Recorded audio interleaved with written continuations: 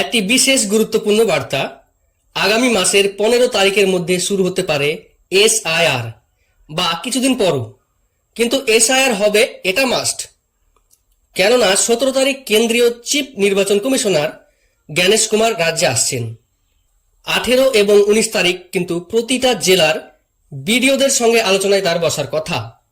সবাই কিন্তু গুরুত্ব দিয়ে শুনবেন শেষ পর্যন্ত, কারণ ভিডিওটি সবার জন্য।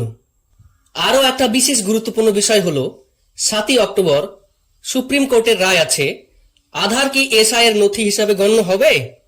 তার দিকে তাকিয়ে বিহার সহ গোটা দেশ। এখন বিষয় হলো, এসআইআর হলে আপনার এত টেনশন কিসের? আপনাকে তাড়িয়ে দিবে তার জন্য?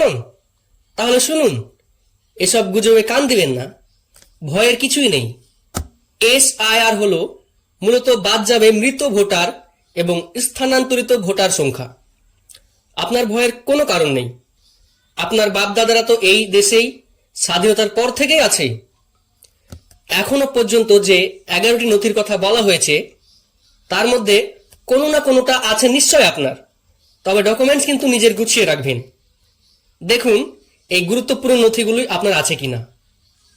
1 নম্বর, 2002 সালের ভোটার লিস্টে আপনার বা আপনার বাপদাদার নাম আছে কিনা, থাকলে আর কিছু লাগবে না।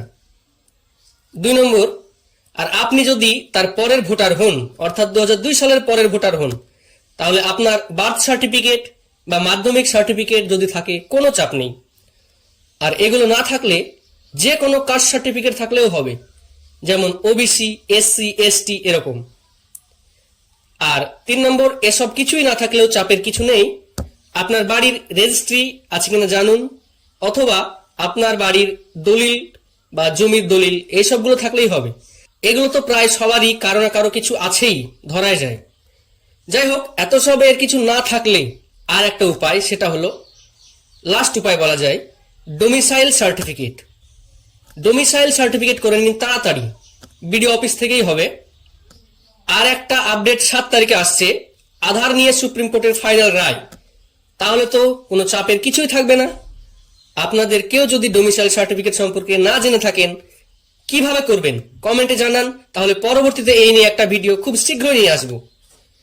এইসব তথ্য দ্বারা আপনি যদি উপকৃত হন এবং অন্যকে উপকৃত করতে চান, তাহলে ভিডিওটি লাইক কমেন্ট করে শেয়ার করুন। ধন্যবাদ।